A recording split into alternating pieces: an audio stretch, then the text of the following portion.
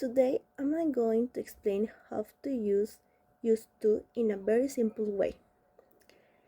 We use used to talk about action or situations in the past that are not true anymore. It means before but not now. The structure is subject used to base verb. For example, I used to play soccer. This means I played soccer in the past, but I don't do it now. Another example, she used to live in Mexico, so she lived there before, but not anymore. Now, the negative form is didn't used to without the D. For example, I didn't used to like vegetables.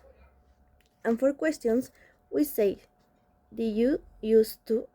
For example, did you used to play an instrument? I'm going to explain past perfect tense. Past perfect is used to talk about an action that happened before another action in the past. For the first action, we used past perfect, and for the second action, we used past simple. The structure for affirmative sentences is subject plus had plus verb in past participle plus complement. For example, I had fallen asleep when the clock rang at 11 p.m.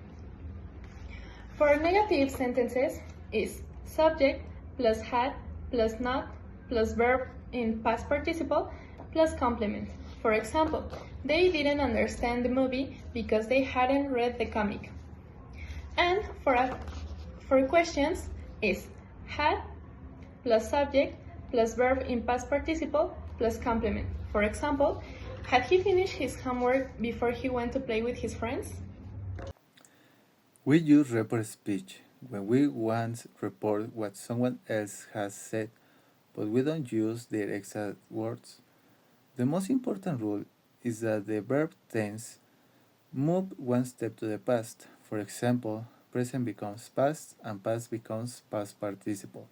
If someone says, I am happy, to report speech it becomes he said he was happy. We also change another words. For example, here becomes there, this becomes that, and today becomes that day.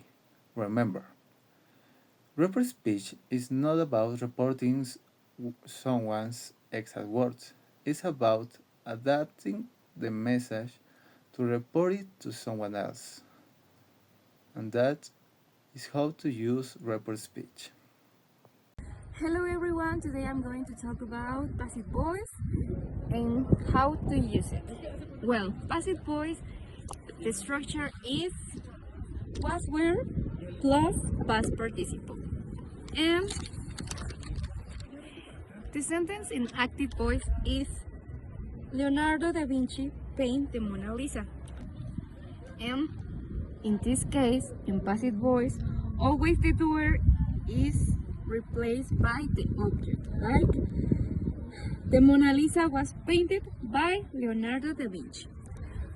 Verb in past participle, the object at first and doer at the end. In conclusion, the passive voice is a useful structure that allows us to focus on the action itself rather than on the person who performs it.